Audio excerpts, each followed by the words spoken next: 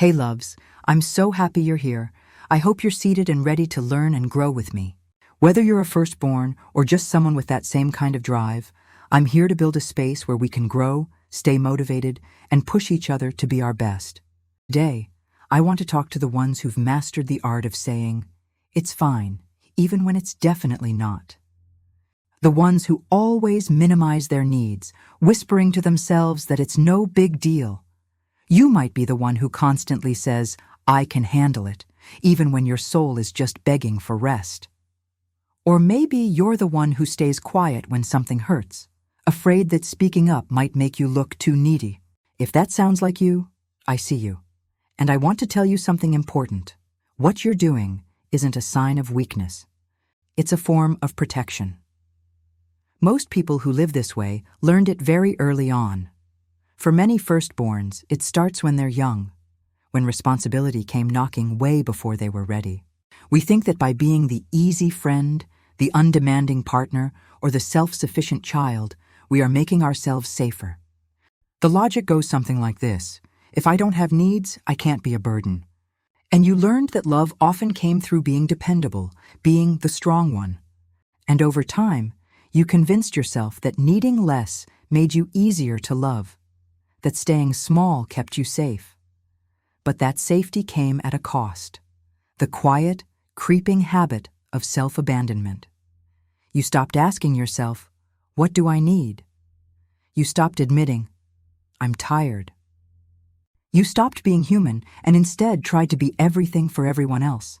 And you might think it's noble to handle everything alone, to never be a burden. But the hard truth is, when you shrink yourself to make others comfortable, you slowly start to disappear. You lose your voice, your color, your vibrant energy, and eventually, even your kindness starts to feel heavy. Here's the truth that most people won't tell you. Being low maintenance doesn't make you strong. Being honest with yourself does. Strength isn't pretending that nothing affects you. It's allowing yourself to be human, to have needs, desires, and emotions, and still standing tall in your truth. You are allowed to take up space. You are allowed to ask for help. You are allowed to rest, to say no, to be seen. Because your needs are not an inconvenience, they are a fundamental part of your humanity. I know it feels safer to hold it all together by yourself. But real healing begins the moment you stop trying to be superhuman and start choosing to be real. And guess what? The right people will not see your needs as a burden. They will see them as bridges to a deeper connection. So, the next time you catch yourself saying, "Oh, it's no big deal," just pause for a second. Ask yourself, is it really not a big deal? Or have I just learned to believe I don't deserve to make it one? That single moment of honesty can change everything. Remember this: you deserve the exact same care, attention, and understanding that you give so freely to everyone else. And when you start honoring your own needs, you don't become selfish, you become whole. Because a person who listens to themselves heals themselves.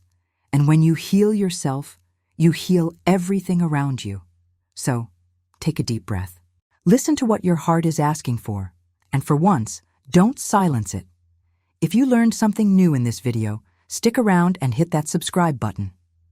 Together, we'll continue uncovering the parts of ourselves we've hidden for too long, so we can live lighter, love deeper, and grow stronger, one truth at a time.